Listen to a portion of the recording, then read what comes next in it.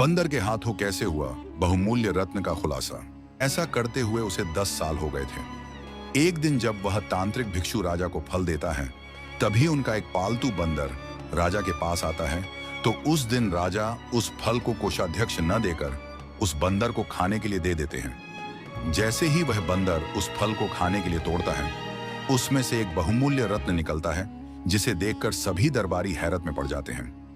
राजा अपने कोषाध्यक्ष से सभी फलों के बारे में पूछते हैं। उसके बताने पर उस कमरे में जाते हैं जहां कोषाध्यक्ष प्रतिदिन फल को ले जाकर रखता था।